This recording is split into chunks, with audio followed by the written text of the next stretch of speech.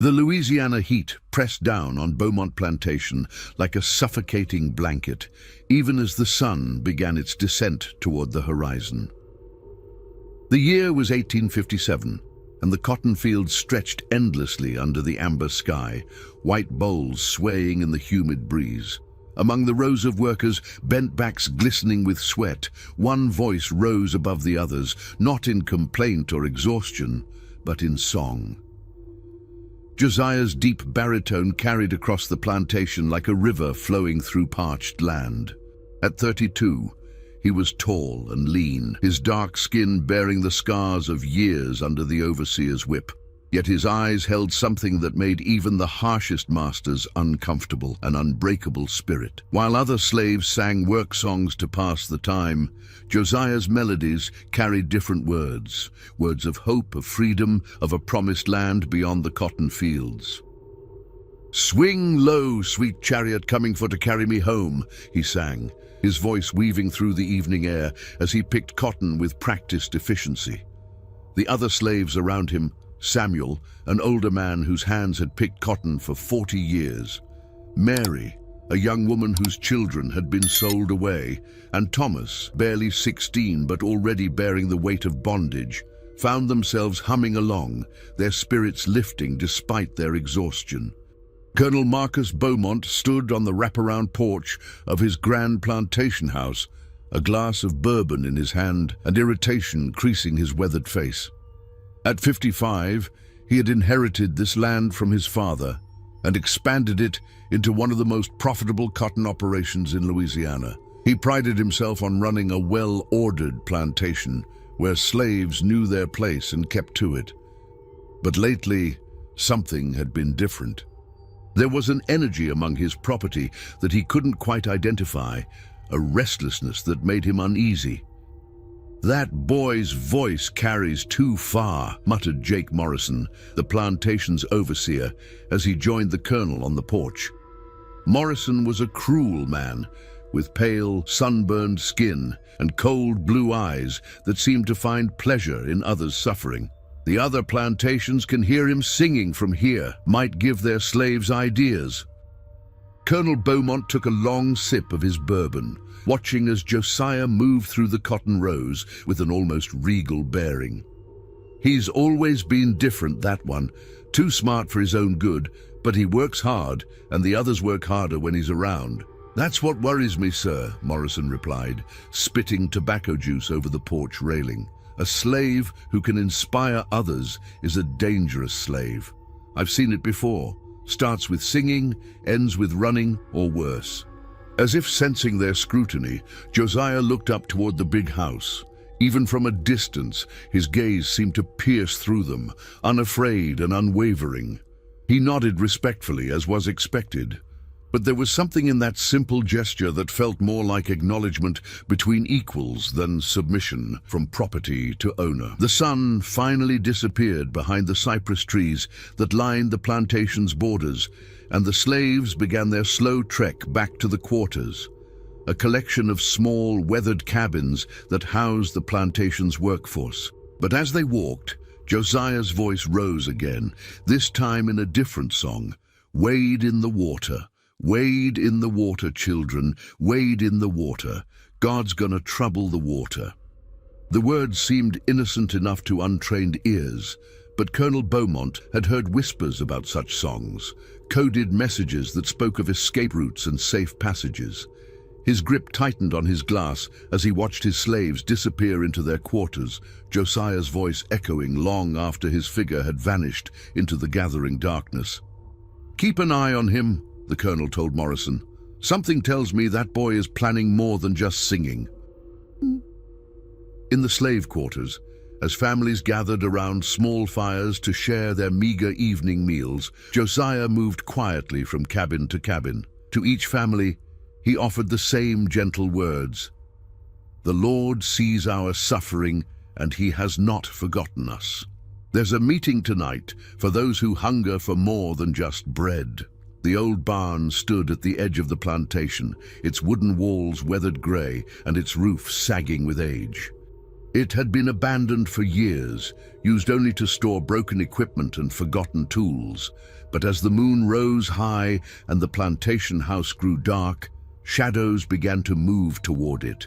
Careful, quiet figures slipping through the night like whispers of hope. Inside the barn, Josiah stood before a gathering of 20 souls, their faces illuminated by the soft glow of a single lantern. Men, women, and older children sat on bales of old hay, their eyes fixed on the man who dared to speak of things that could cost them their lives. "Brothers and sisters," Josiah began, his voice soft but carrying the weight of absolute conviction, "we gather not in rebellion against our earthly masters, but in recognition of our Heavenly Father, who made us all equal in His sight."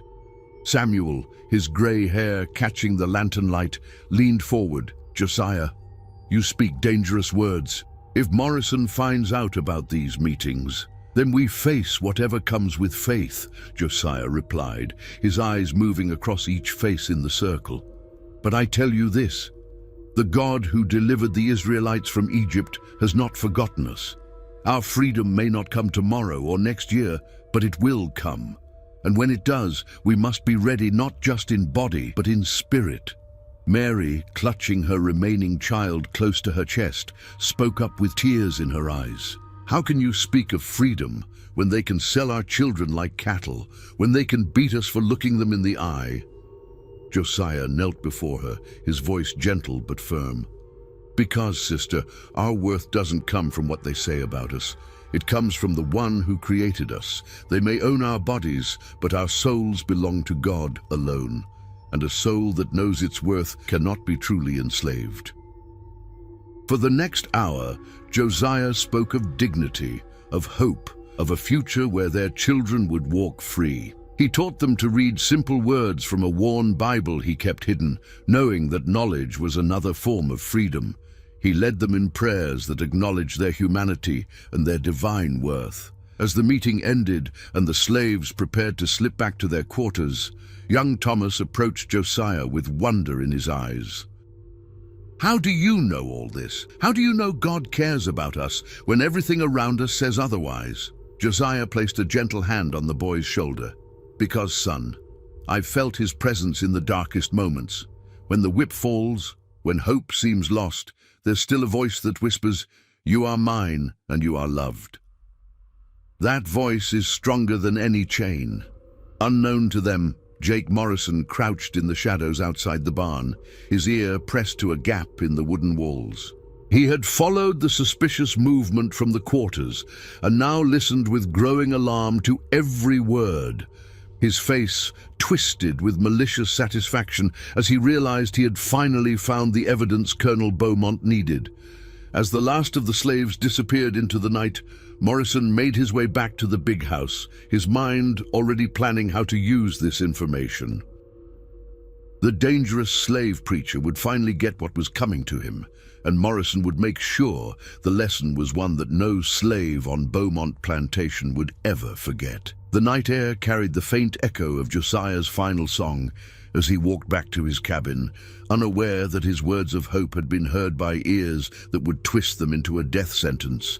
"Steal away, steal away, steal away to Jesus. Steal away home. I ain't got long to stay here."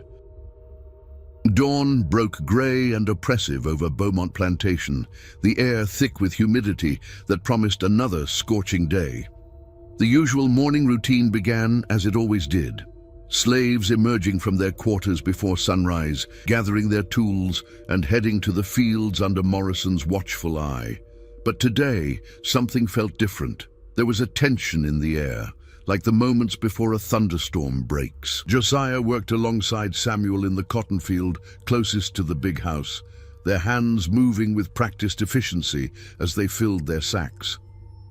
The older man kept glancing nervously toward the plantation house, where Colonel Beaumont could be seen pacing on his porch, occasionally stopping to speak with Morrison in hushed, urgent tones. "Something's got them stirred up," Samuel whispered, his weathered hands never pausing in their work. "Morrison's been watching you all morning like a hawk circling a rabbit," Josiah continued picking, his movements steady and calm, but his eyes were alert. "The Lord will provide, Samuel. Whatever comes, we face it with faith." "Faith don't stop a whip from cutting flesh," Samuel muttered, but there was no reproach in his voice, only the concern of a man who had seen too many good people broken by the system that owned them. On the porch, Colonel Beaumont listened as Morrison recounted every detail of the previous night's meeting.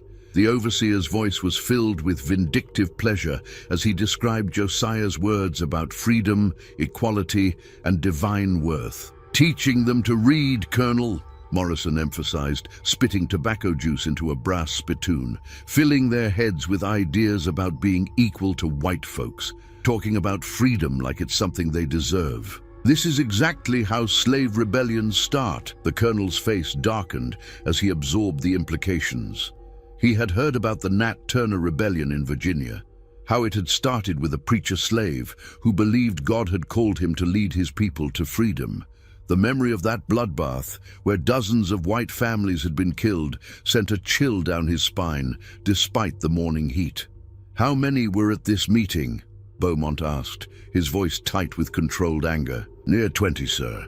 Men, women, even some of the older children. He's got them believing they're more than property, that they have some kind of divine right to freedom." Colonel Beaumont set down his coffee cup with a sharp clink against the saucer. In his mind, he could see his carefully ordered world beginning to crumble. If word spread to other plantations that his slaves were holding secret meetings, talking about freedom and equality, it could spark unrest throughout the parish. His reputation, his livelihood, everything he had built could be destroyed. "We need to make an example," he said finally, his voice cold and decisive. "Something that will remind every slave on this plantation and every plantation in Louisiana what happens to those who forget their place." Morrison's eyes gleamed with anticipation. "What did you have in mind, Colonel?" "A public execution, but not just any execution, something that will burn itself into their memories forever. We'll use fire." The overseer's grin widened. "Fire sends a message, that's for certain. When do you want to do it?" "Tonight, after the work is done and everyone's gathered for their evening meal. I want every slave on this plantation to see what happens to troublemakers." As the morning progressed, word began to spread quietly through the slave quarters. The house slaves, who overheard conversations between the colonel and Morrison, whispered warnings to their friends in the fields. By midday, everyone knew that something terrible was coming, though few knew exactly what. Mary found Josiah during the brief rest period when slaves were allowed to drink water and catch their breath. Her face was etched with worry as she approached him near the well. "They know about the meetings," she whispered urgently. "Sarah heard Morrison talking to the colonel about making an example. You need to run, Josiah, tonight before they come for you." Josiah looked at her with gentle eyes, his expression calm despite the gravity of her words. "And go where, sister? Leave you all to face their anger alone? No. If the Lord has called me to speak his truth, then I'll face whatever consequences come with that calling." "This isn't about martyrdom," Mary pleaded, tears beginning to form in her eyes. "This is about survival. Your death won't free any of us. It'll just make them watch us more closely." Perhaps," Josiah replied, placing a comforting hand on her shoulder. "But sometimes a seed must fall to the ground and die before it can bear fruit. If my words have planted something in your hearts, in Thomas's heart, in all our hearts, then maybe that's enough."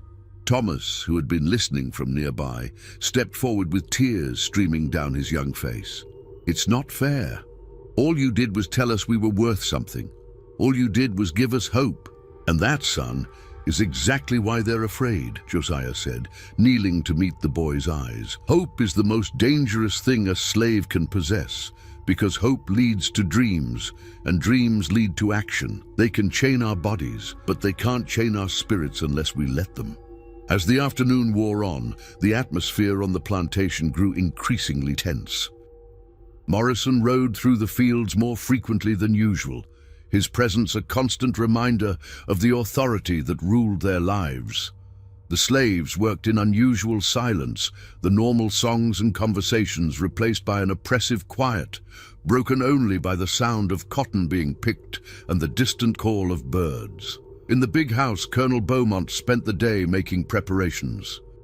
He sent word to neighboring plantations, inviting other owners to witness the evening's lesson in proper slave management. He ordered the construction of a wooden post in the center of the slave quarters, where everyone would have a clear view of what was to come. As the sun began its descent toward the horizon, painting the sky in shades of orange and red that seemed ominous rather than beautiful, Josiah gathered with his fellow slaves for what he somehow knew would be his last meal as a free man, if a slave could ever truly be called free.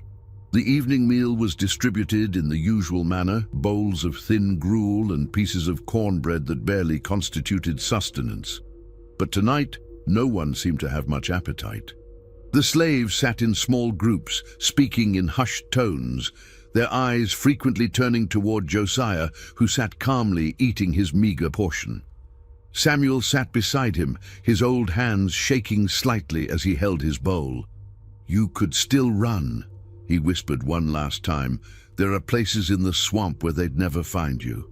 Josiah shook his head gently. "My running would only confirm their belief that I was planning something dangerous. But my staying, my facing whatever comes with dignity and faith that might plant a different kind of seed." As if summoned by his words, the sound of approaching horses filled the air. Morrison appeared first, followed by Colonel Beaumont and 3 other plantation owners who had come to witness the spectacle.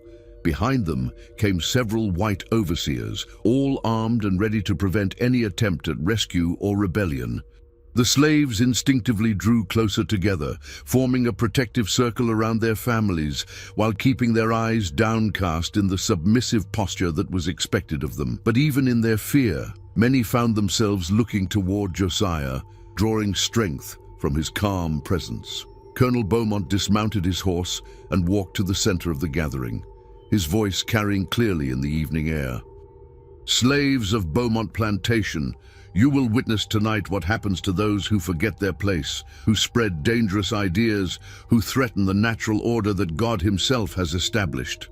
His eyes found Josiah in the crowd, and he pointed directly at him.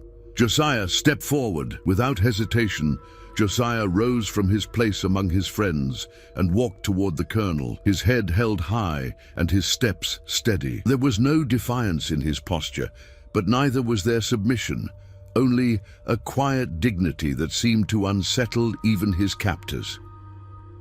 "You have been found guilty of inciting rebellion, of teaching slaves to read without permission, and of spreading seditious ideas among your fellow property," Colonel Beaumont announced, his voice growing louder with each accusation. "The penalty for such crimes is death by fire, to serve as a warning to any who might follow your example." A collective gasp rose from the assembled slaves, followed by the sound of muffled sobs as the full horror of what was about to happen became clear. Mary clutched her child closer, while Thomas stood frozen in shock, unable to comprehend how words of hope could lead to such a terrible fate. Morrison stepped forward with thick ropes, his face twisted in cruel satisfaction. "Any last words, preacher?" he sneered, emphasizing the title with mockery. Josiah looked out over the faces of his people, faces filled with fear, sorrow, and love. When he spoke, his voice was clear and strong, carrying across the plantation like a bell tolling in the distance. "I forgive you," he said, looking directly at Colonel Beaumont and then at Morrison. "And I pray that one day you'll understand that the God who made you also made us, and in his eyes we are all his children." Then, turning to his fellow slaves, he began to sing, his voice rising into the gathering darkness. "Swing low, sweet chariot, coming for to carry me home. Swing low, sweet chariot, coming for to carry me home." One by one, other voices joined his, creating a chorus of faith that seemed to push back against the evil that was about to unfold. Even as Morrison bound his hands and led him toward the wooden post, Josiah continued to sing, his voice never wavering, his spirit unbroken. The stage was set for an execution that would change Beaumont Plantation forever, though none present could imagine just how profound that change would be. The wooden post stood like a grim sentinel in the center of the slave quarters, its rough-hewn surface already stained with the sweat and fear of the evening. Colonel Beaumont had ordered it constructed from cypress wood, the same trees that lined his property, now repurposed for this dark deed. Round the base, Morrison and his men had piled dry cotton stalks, Spanish moss and kindling, creating a pyre that would burn hot and fast. The visiting plantation owners sat in chairs that had been brought from the big house, positioned to give them the best view of the proceedings. They sipped bourbon and spoke in low tones about the necessity of maintaining order, their voices carrying the casual indifference of men discussing the weather, rather than witnessing the murder of a human being. "Beaumont's doing the right thing," commented Colonel Harrison from the neighboring Magnolia Plantation, a portly man with graying whiskers and cold eyes. "Let one of them get ideas above their station, and before you know it, you've got a full rebellion on your hands." "Indeed," agreed Mr. Caldwell, owner of Riverside Plantation. "The Turner Rebellion should have taught us all that lesson. Better to nip these things in the bud than deal with the consequences later."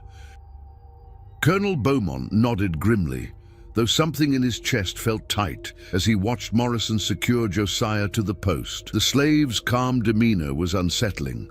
Most men facing death by fire would be screaming, begging, or at least showing some sign of the terror that should accompany such a fate. But Josiah stood straight and tall, his eyes closed as his lips moved in what appeared to be silent prayer. The assembled slaves were forced to stand in a wide circle around the pyre, their faces illuminated by the torches that Morrison's men held. Children clung to their parents, while the adults struggled to maintain the composure that might keep them alive through this nightmare. The air was thick with humidity and the scent of fear sweat, creating an atmosphere that felt oppressive and unnatural. Samuel stood near the front of the crowd, his weathered hands clenched into fists at his sides. Beside him, Mary held her child so tightly that the little girl whimpered in protest, though she dared not make any louder sound. Thomas, barely 16 but already bearing the weight of a man's understanding, stared at Josiah, with tears streaming down his face, his young mind struggling to comprehend how such cruelty could exist in a world that was supposed to be governed by a loving God. Morrison approached the pyre with a lit torch, his face twisted in anticipation. He had always taken particular pleasure in breaking the spirits of slaves who showed too much independence, and tonight promised to be the culmination of his sadistic career. As he drew near to Josiah, he leaned in close enough that only the condemned man could hear his words. "Any regrets about your preaching now, boy?" Morrison whispered, his breath reeking of tobacco and whiskey. Josiah opened his eyes and looked directly at the overseer, his gaze so steady and peaceful that Morrison actually took a step back. "I regret only that you've chosen to harden your heart against the love that could save you," Josiah replied quietly. "But it's not too late, even now." The unexpected response sent a chill down Morrison's spine, though he quickly covered his discomfort with a harsh laugh. "We'll see how much love saves you when the flames start licking at your feet." Colonel Beaumont stood and addressed the crowd, his voice carrying across the plantation with the authority of absolute power. "Let this be a lesson to all who would forget their place in the natural order. This man chose to spread dangerous ideas, to teach forbidden knowledge, to plant seeds of rebellion in minds that should know only obedience. His fate is the fate of any who would follow his example." As if in response to the colonel's words, a strange stillness fell over the plantation. The usual evening sounds, the chirping of crickets, the distant call of night birds, the rustle of small animals in the underbrush, all seemed to fade into silence. Even the wind, which had been stirring the Spanish moss in the cypress trees, died away to nothing. Morrison raised the torch, its flame dancing in the humid air. "Any last words, preacher?" Josiah lifted his head toward the darkening sky, where the first stars were beginning to appear through the gathering clouds. When he spoke, His voice carried clearly across the plantation, reaching every ear present with a clarity that seemed almost supernatural. "Father, forgive them, for they know not what they do," he said, his words echoing those spoken on another hill, at another execution nearly 2,000 years before. "And Lord, if it be your will, let my death not be in vain. Let it plant seeds of justice that will grow in the hearts of those who witness this night."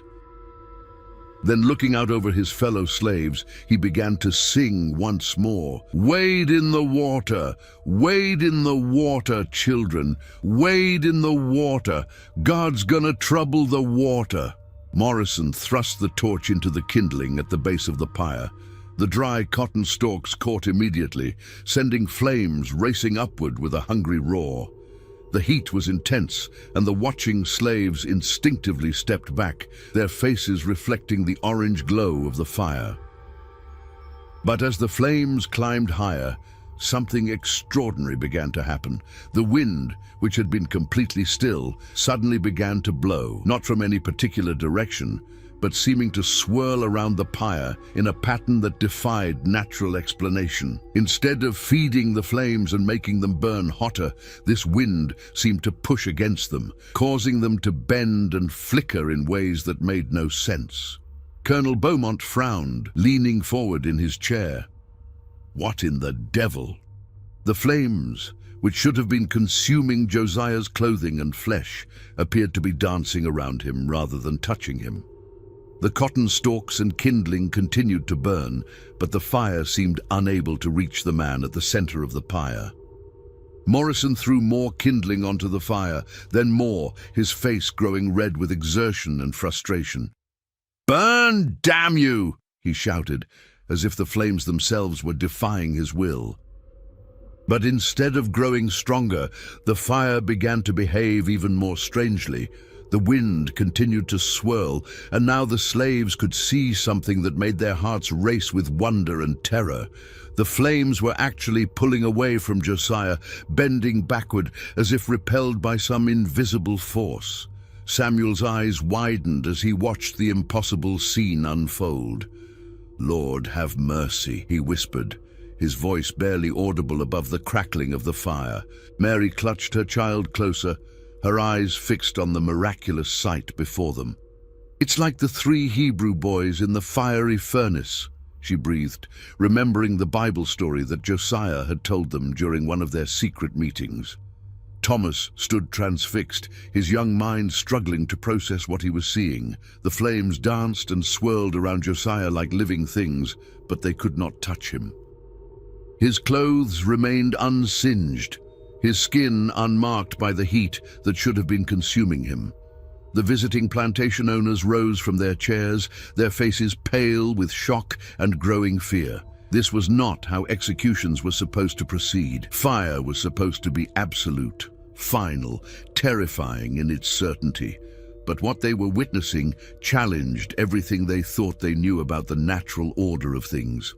"This is impossible," Colonel Harrison muttered, his bourbon glass trembling in his hand. "It's witchcraft," Caldwell declared, though his voice lacked conviction. "The slave must be practicing some kind of dark magic." But Colonel Beaumont, staring at the scene before him, felt a cold dread settling in his stomach. This wasn't witchcraft, it was something far more unsettling. It was as if the very elements themselves were refusing to participate in this execution, as if nature itself was bearing witness against the injustice being committed. Morrison, desperate to complete the task he had been given, grabbed a longer torch and tried to thrust it directly at Josiah, but as the flame approached the condemned man, it flickered and died, as if snuffed out by an invisible hand. He tried again with another torch, then another, but each time the same thing happened. The fire would die the moment it came near Josiah. "What's happening?" Morrison shouted, his voice cracking with panic. "Why won't he burn?" Josiah, still bound to the post, but completely unharmed by the flames that surrounded him, opened his eyes and looked out over the crowd. His voice, when he spoke, seemed to carry on the strange wind that continued to swirl around the pyre. "The Lord is my shepherd, I shall not want," he began, reciting the familiar psalm with a peace that seemed to emanate from his very being. "He maketh me to lie down in green pastures. He leadeth me beside the still waters." As he spoke, the wind grew stronger, and the flames began to bend even further away from him. The fire that had been meant to consume him was now creating a perfect circle around the post, burning everything except the man it was supposed to kill. The slaves watched in awe and growing hope, while their masters watched in fear and confusion. The natural order that they had used to justify their cruelty was being challenged before their very eyes, and none of them knew what it meant or what would happen next. In the distance, thunder began to rumble across the Louisiana sky, though no storm clouds had been visible moments before. The air itself seemed to be holding its breath, waiting for whatever would come next in this night that had already defied all explanation.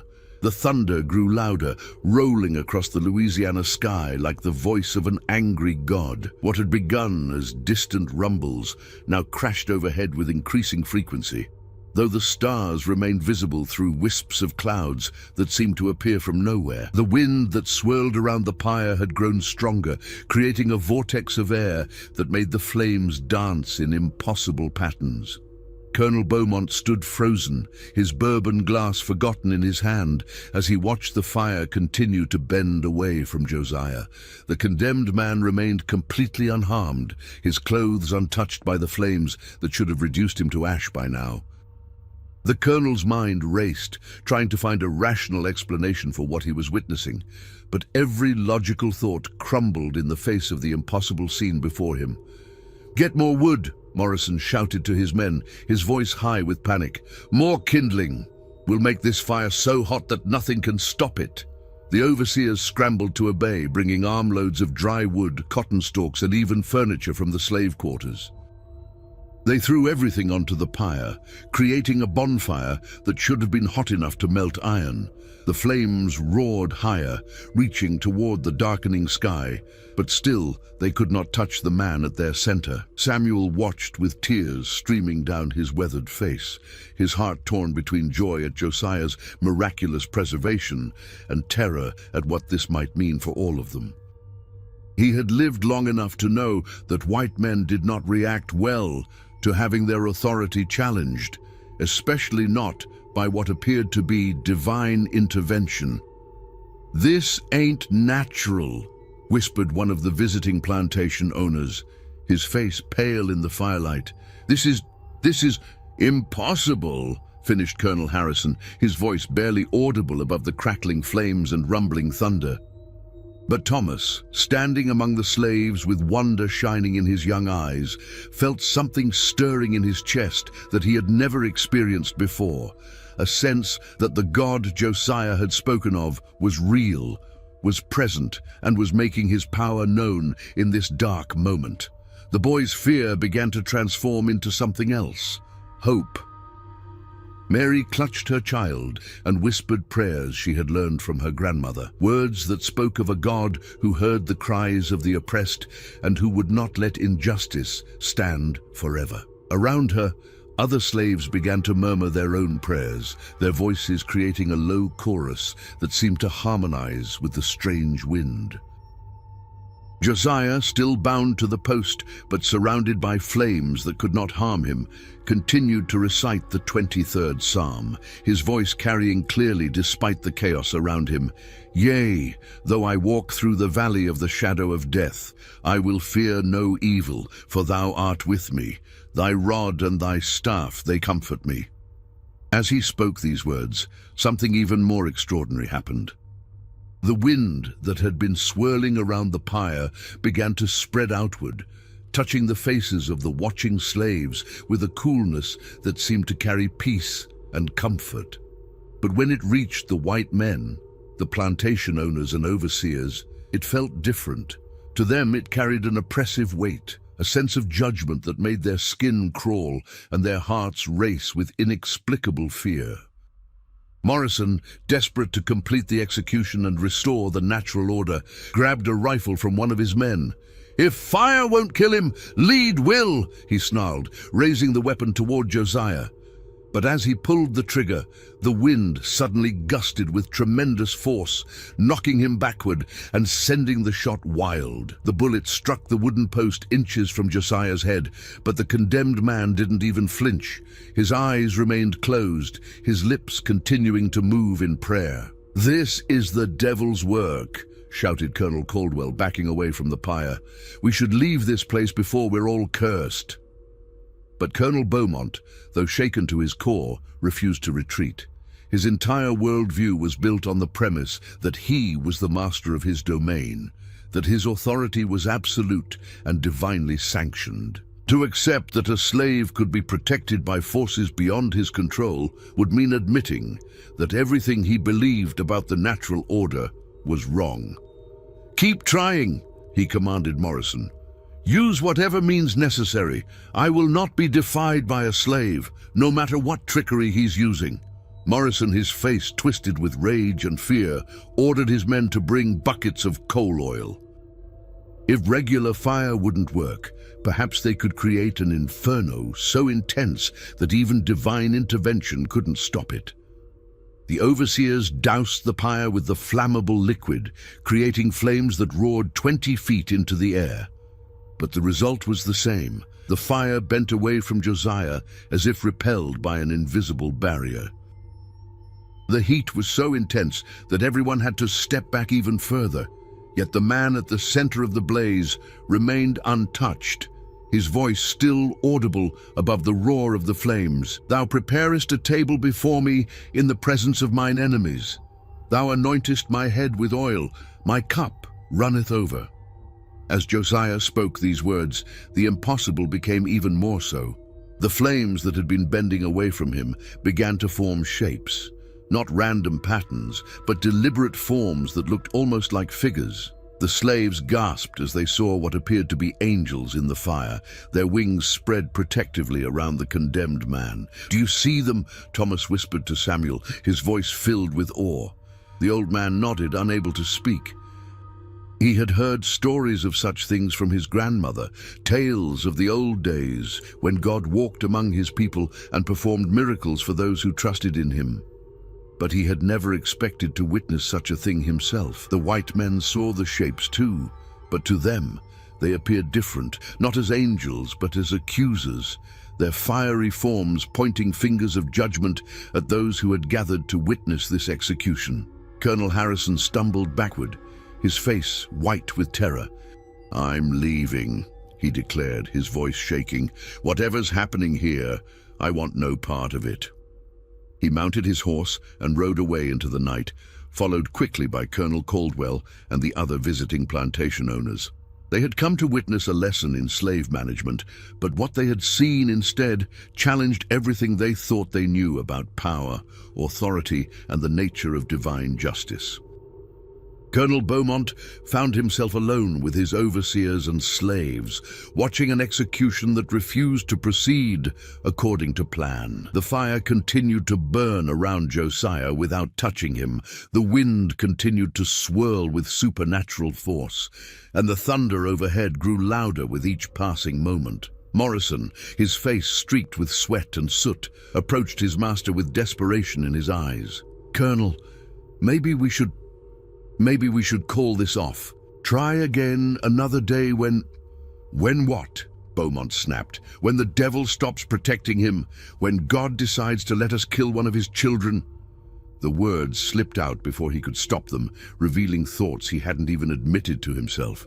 The slaves heard their master's words and felt a collective shiver of recognition. Even he was beginning to understand what they had known all along, that what they were witnessing was not trickery or coincidence, but divine intervention on behalf of an innocent man. Josiah opened his eyes and looked directly at Colonel Beaumont, his gaze filled not with triumph or defiance, but with profound sadness and compassion. When he spoke, his voice seemed to carry on the wind itself, reaching every ear present with crystal clarity. "Colonel Beaumont, it's not too late. The God who protects me is the same God who created you. He offers forgiveness to all who truly repent, no matter what they have done. The words hit the colonel like physical blows, each one carrying a weight that seemed to press down on his chest. For a moment, just a moment, he felt the full weight of his sins, every slave he had bought and sold, every family he had separated, every act of cruelty he had permitted or ordered.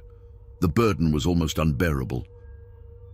But then his pride reasserted itself, pushing back against the conviction that threatened to overwhelm him. He was a Southern gentleman, a pillar of his community, a man of standing and authority. He would not be brought low by a slave, no matter what supernatural forces seemed to be protecting him. "Enough!" he shouted, his voice cracking with strain. "I don't care if the devil himself is protecting you. You will burn, or I'll die trying to make it happen." As if in response to his defiant words, the thunder crashed overhead with such force that the ground itself seemed to shake. The wind howled around the pyre, and the flames leaped even higher into the night sky. But still, Josiah remained untouched, his voice rising above the chaos in the final words of the psalm. "Surely goodness and mercy shall follow me all the days of my life, and I will dwell in the house of the Lord forever." The night was far from over, and the impossible was about to become even more extraordinary. The fire had been burning for over 2 hours, consuming everything that had been thrown into it except the one man it was meant to kill. The pyre had become a towering inferno that could be seen for miles across the Louisiana countryside, its light painting the plantation in hellish orange and red. Yet Josiah remained unharmed, his voice continuing to rise above the chaos in songs and prayers that seemed to draw strength from the very flames that surrounded him. Colonel Beaumont paced back and forth like a caged animal, his carefully groomed appearance disheveled and his eyes wild with a mixture of rage and growing fear. Every few minutes he would bark orders at Morrison to try something new, more oil, different wood, even gunpowder. But nothing worked. The fire burned everything except the man they wanted dead. The slaves had long since stopped trying to hide their amazement. They stood in a wide circle around the impossible scene, their faces reflecting not just the light of the flames, but something else, a growing sense of hope and divine presence that seemed to emanate from Josiah himself. Children who had been crying in fear now watched with wide-eyed wonder, while their parents whispered prayers of thanksgiving for this miraculous sign. Samuel, his weathered hands clasped before him, felt tears streaming down his face as he watched his friend remain unharmed in the midst of the inferno. "Lord Jesus," he whispered, "you're showing us that you ain't forgotten your children. You're showing us that even in the darkest hour, your light shines through." Mary held her child close, but no longer in fear. Instead, she felt a peace settling over her that she hadn't experienced since her other children had been sold away.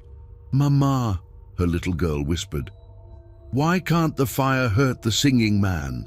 "Because, baby," Mary replied softly, "God is protecting him. God is showing us that love is stronger than hate, that truth is stronger than lies." Thomas stood transfixed, his young mind trying to process the magnitude of what he was witnessing. This was the same man who had taught him to read simple words from the Bible, who had told him that he was worth something in God's eyes. Now that same man was proving those words true in the most dramatic way possible. Morrison, his face blackened with soot and his clothes singed from getting too close to the flames, approached Colonel Beaumont with desperation in his voice. "Sir, I've tried everything. The fire won't touch him. It's like he's protected by something we can't fight." "Don't you dare suggest that God is on the side of a slave," Beaumont snarled, though his voice lacked its usual conviction. Deep in his heart, he was beginning to fear that was exactly what was happening. As if responding to the colonel's words, Josiah's voice rose from the center of the flames, clear and strong, despite the roar of the fire around him. "The Lord is my light and my salvation. Whom shall I fear? The Lord is the stronghold of my life. Of whom shall I be afraid?" The words from Psalm 27 seemed to echo across the plantation with supernatural clarity, reaching not just the ears but the hearts of all who heard them.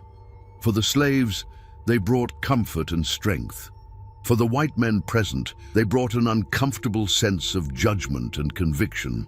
Suddenly, the wind that had been swirling around the pyre began to change direction, carrying with it something that made everyone present stop and listen. It was music, not just Josiah's voice, but what sounded like a choir of hundreds, their voices harmonizing in spiritual songs that seemed to come from the very air itself. "Wade in the water, children," the invisible choir sang, their voices blending with Josiah's in perfect harmony. "Wade in the water. God's gonna trouble the water." The slaves looked around in wonder, trying to locate the source of the additional voices, but the music seemed to come from everywhere and nowhere at once. It was as if the very atmosphere had become a cathedral, filled with the voices of all who had suffered and died for their faith throughout history. Colonel Beaumont stumbled backward, his face pale with terror. "What is this?" he demanded, though no one present could answer him. "Where are those voices coming from?" Morrison, equally shaken, could only shake his head. He had seen many executions in his time as an overseer, had witnessed the deaths of slaves who had tried to escape or rebel. But he had never seen anything like this, a man who could not be killed, surrounded by fire that would not consume him, accompanied by voices that had no earthly source. As the supernatural choir continued to sing, something even more extraordinary began to happen. The flames around Josiah started to take on different colors, not just the orange and red of normal fire, but blues and purples and golds that seemed to dance with their own inner light. The heat that had been so intense began to lessen, replaced by a warmth that felt comforting rather than threatening. Thomas, emboldened by what he was witnessing, took a step closer to the pyre. Then another. The adults around him gasped and reached out to pull him back, but the boy seemed drawn by an irresistible force. "Thomas, no!" Samuel called out, but his voice was gentle rather than fearful. Somehow, he sensed that the boy was not in danger. Thomas continued walking until he was just a few feet from the flames. The heat that should have been unbearable felt like a warm embrace, and the light that should have been blinding seemed to illuminate his young face with an inner glow. "Mr. Josiah," he called out, his voice carrying clearly despite the roar of the fire. "Are you all right?" Josiah turned his head toward the boy, his face radiant with peace and joy. "I'm more than all right, son. I'm exactly where God wants me to be." "But why won't the fire hurt you?"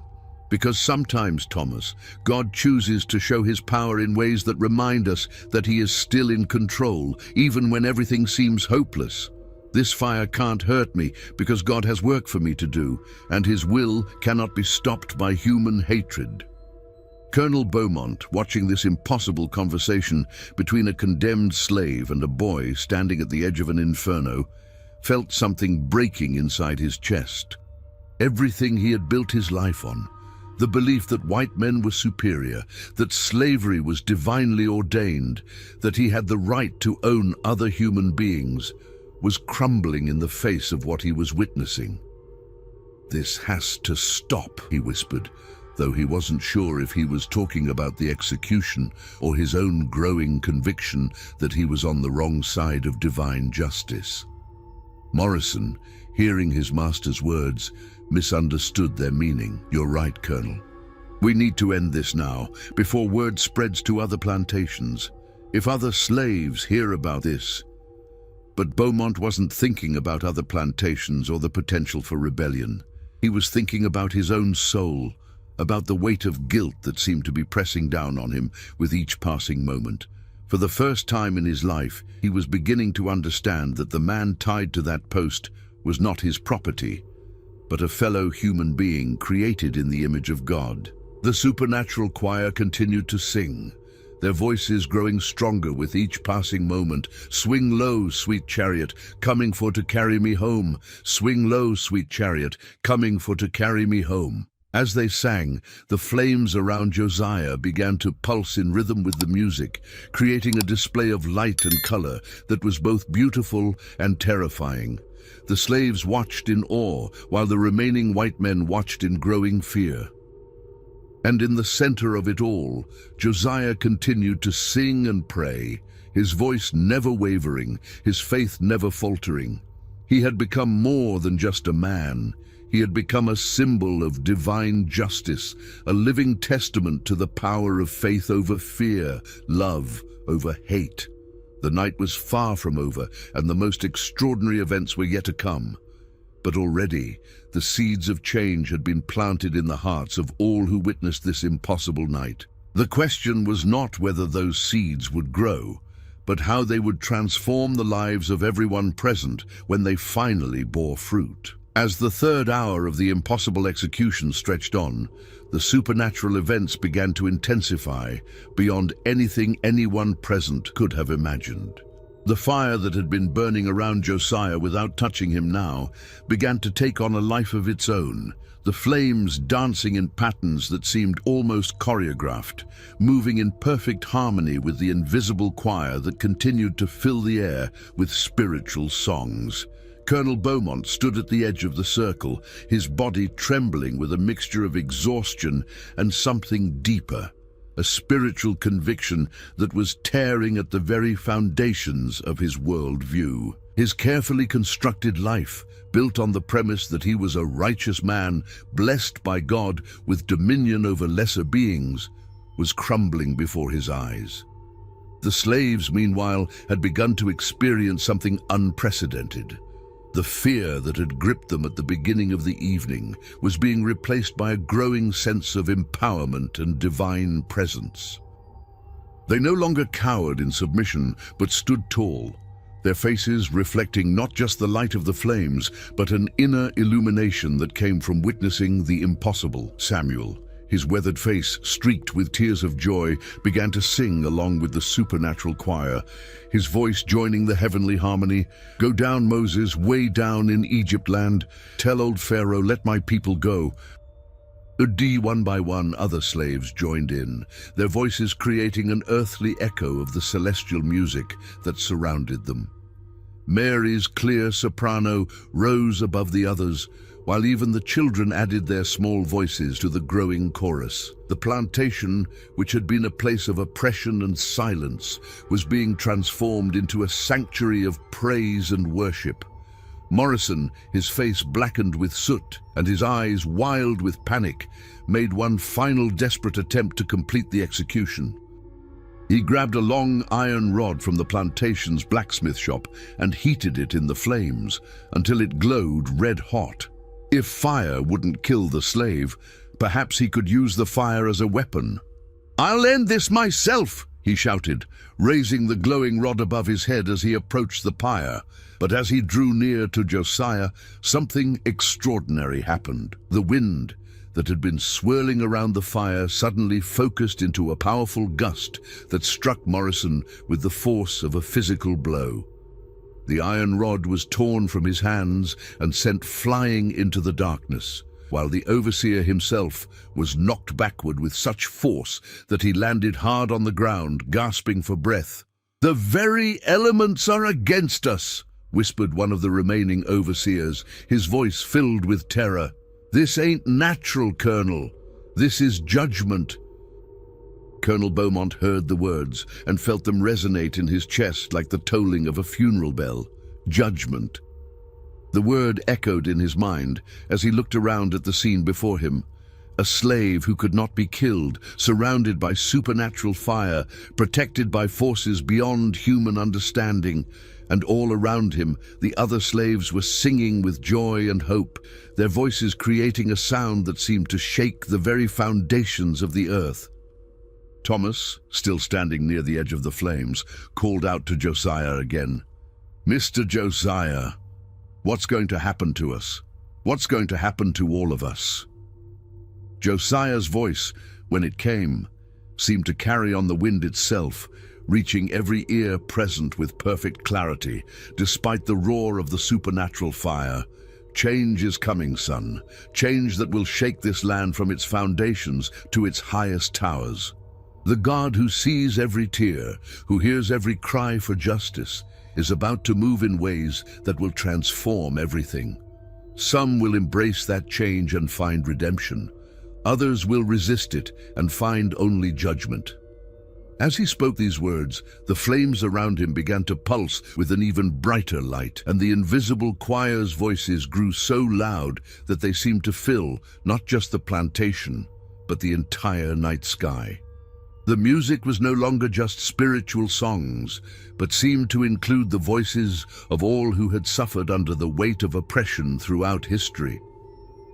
Colonel Beaumont felt the weight of those voices pressing down on him like a physical force. In his mind, he could see the faces of every slave he had bought and sold, every family he had separated, every act of cruelty he had permitted or ordered. The burden of guilt was becoming unbearable. "Stop," he whispered, his voice barely audible above the supernatural chorus. "Please, make it stop." But the music continued, and with it came visions that seemed to be projected directly into his mind. He saw the future, a time when slavery would be abolished, when the children of slaves would walk free, when the very foundations of the society he had helped build would crumble into dust. He saw armies marching across the South, saw plantations burning, saw a nation tearing itself apart over the question of human bondage, and through it all, he heard Josiah's voice, speaking words of prophecy that chilled him to the bone. The day is coming when every chain will be broken, when every slave will be free. The God of justice will not be mocked forever. What you have sown in cruelty, you will reap in judgment. But even now, even in this hour, redemption is possible for those who truly repent. Morrison, struggling to his feet after being knocked down by the supernatural wind, looked around at the scene with growing hysteria. The slaves were singing with joy. The fire was behaving in impossible ways, and his master was standing frozen like a man who had seen his own death. "This is witchcraft!" he screamed, his voice cracking with panic. "Devil worship. We need to get the preacher from town, get the sheriff, get someone who can stop this." But even as he spoke, Morrison knew that no earthly authority could stop what was happening. This was beyond human power, beyond human understanding. This was divine intervention on a scale that defied everything he thought he knew about the world. The supernatural fire continued to burn, and Josiah continued to sing, his voice now joined by dozens of earthly voices as more and more slaves found the courage to add their own songs to the heavenly chorus. The plantation was being transformed from a place of bondage into a place of worship, from a symbol of oppression into a beacon of hope. And in the center of it all, untouched by flames that should have consumed him hours ago, Josiah stood as a living testament to the power of faith over fear, love over hate, justice over oppression. His very existence in that moment was a challenge to every assumption about power and authority that the white men present had ever held. Colonel Beaumont, watching the impossible scene unfold before him, felt something breaking inside his chest, not just his pride or his worldview, but something deeper. The hardness that had encased his heart for decades was beginning to crack, allowing light to penetrate the darkness that had consumed his soul. "God, help me," he whispered, the words torn from his lips by a conviction he could no longer deny. "What have I done? What have we all done?" The question hung in the air like smoke from the supernatural fire, waiting for an answer that would determine not just his fate, but the fate of everyone on Beaumont Plantation. The night of impossibilities was reaching its climax, and the most extraordinary revelation was yet to come. As the first pale light of dawn began to creep across the Louisiana sky, the supernatural fire that had burned all night without consuming Josiah began to change. The flames, which had danced in impossible colors and patterns throughout the night, slowly began to diminish in intensity, though they continued to bend away from the man at their center. The invisible choir's voices grew softer, but more beautiful, creating a harmony that seemed to bridge heaven and earth. Colonel Beaumont had not moved from his position for over an hour, his eyes fixed on Josiah with an expression of profound anguish and growing understanding. The weight of his sins pressed down on him like a physical burden, and with each passing moment, the reality of what he had become, what they had all become, grew clearer and more unbearable. The slaves, who had been singing throughout the night, now stood in reverent silence, watching as the impossible execution entered its final phase. Their faces, illuminated by the dying, supernatural fire, reflected a mixture of awe, hope, and something else. A quiet dignity that had been awakened by witnessing divine power manifest on their behalf. Thomas, who had remained near the edge of the flames all night, suddenly pointed toward the eastern horizon. "Look," he whispered, his young voice filled with wonder. "The sun's coming up, but it's different."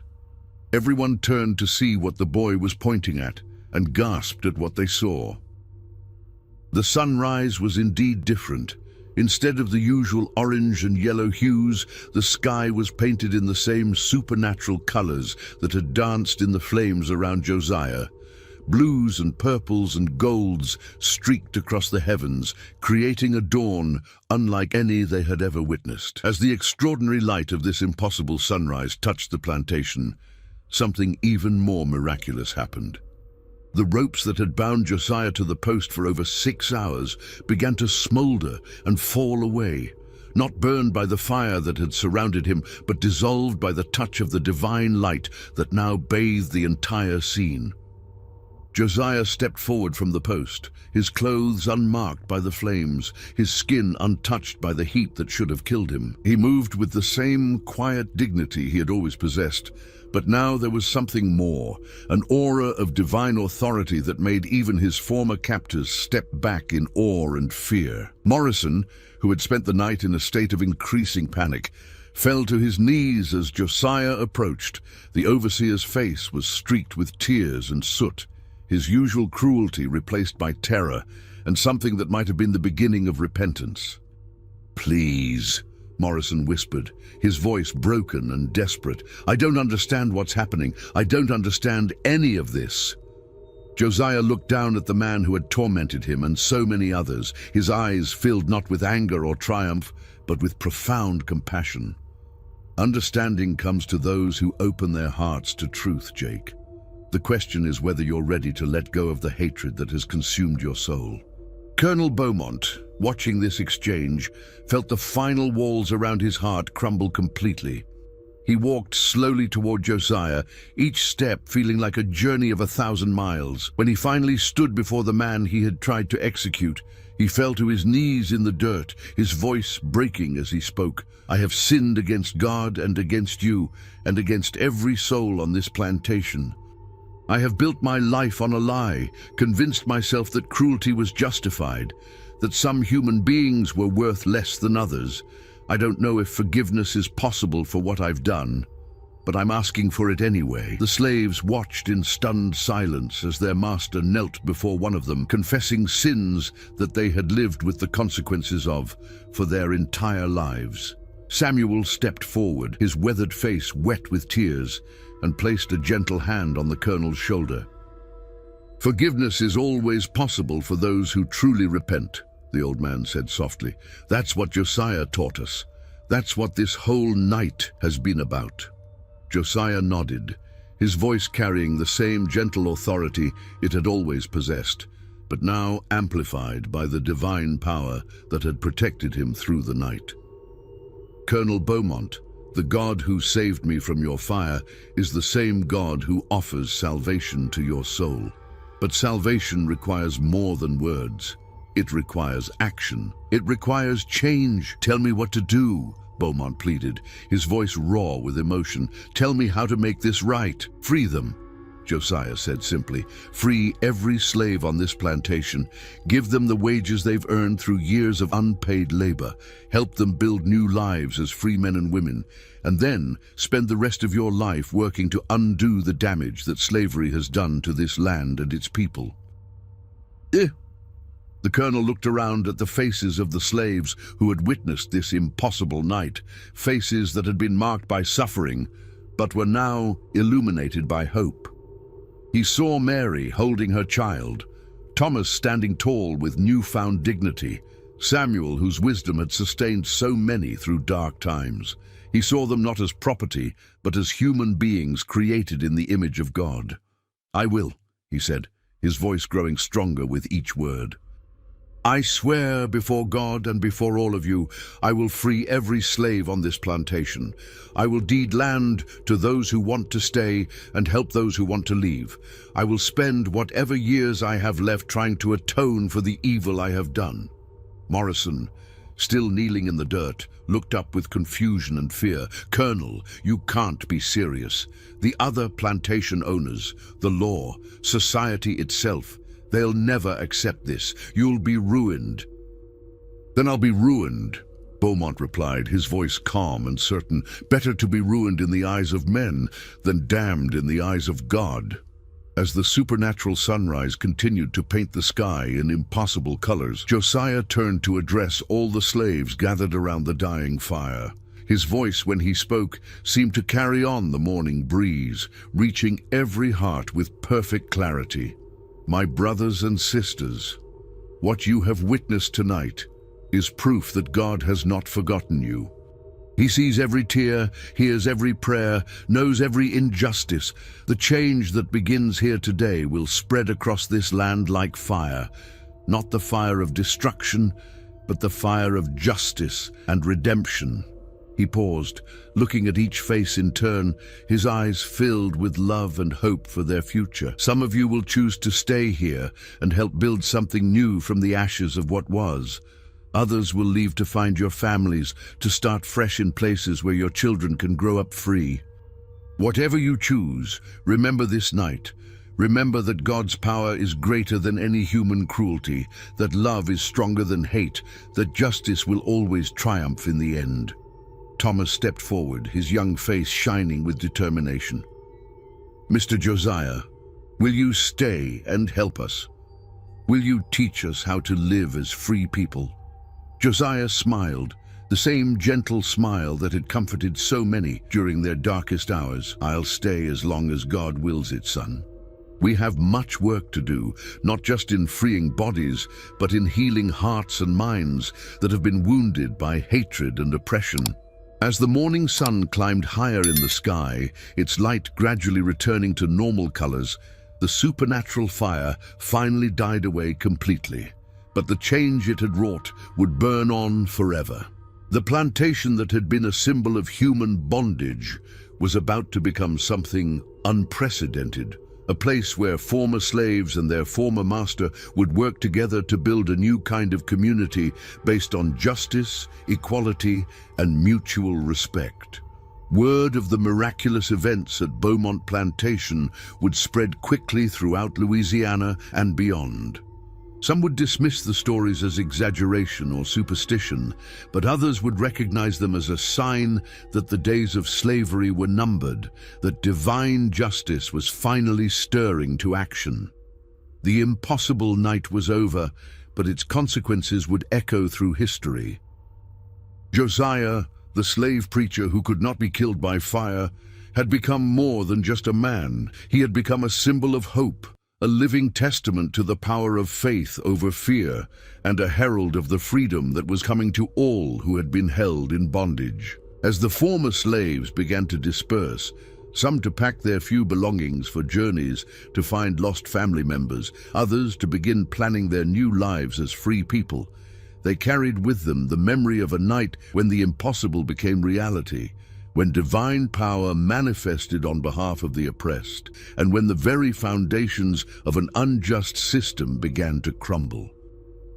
The fire that was meant to kill Josiah had instead ignited something far more powerful, a flame of justice that would burn across the American South until every chain was broken and every slave was free. And at the center of it all stood a man whose faith had proven stronger than fire, whose love had overcome hatred, and whose courage had changed the course of history itself. The dawn of redemption had begun, and nothing would ever be the same again.